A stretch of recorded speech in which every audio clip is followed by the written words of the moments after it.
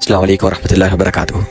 எனக்கும் என்னுடைய சாருக்கு முன்னாடி உணவு இன்டர்நெட் வந்ததாண்ட கிட்டத்தட்ட 2025 காலப்பகுதியிலேருந்தே வந்து விட்டது. அதாவது நான் ஜாமியா அலிமியாவில் படித்து கொண்டிருந்த டைமில் எனக்கு இஸ்லாம், ஜியோகிரஃபி, அரபிக் அப்படின்னு 3 பாடத்தை நான் தெரிவு செஞ்சுருந்தேன்.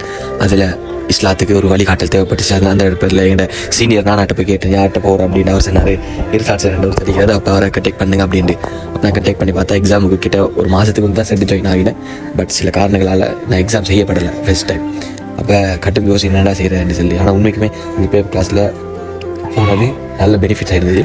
அதுக்கப்புறம் திரும்பி நான் என்ன செய்கிறேன், செட்டை ஃபஸ்ட்டு இதை படிக்கணும் செட்டை அப்படின்னு அந்த ஆசையில் நான் திரும்பி 2026 எக்ஸாம் செய்வோம் அப்படின்ற ஒரு இடத்துல திரும்பி மீண்டும் ரிசார்ட் செட்டை வந்தேன். எனக்கு ரிசார்ட் சார் வழங்கி மோட்டிவேஷன் உண்மைக்குமே என்ன படிக்கணும்னு தோணுச்சு.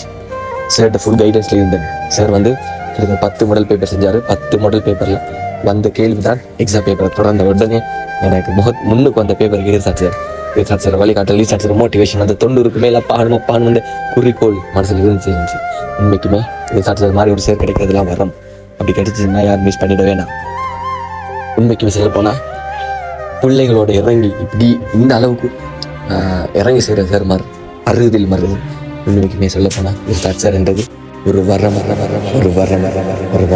அந்த நாட்கள் மீண்டும் வருமா நினைத்தால் கண்களில் இருந்து கண்ணீர் சுரக்கிறது.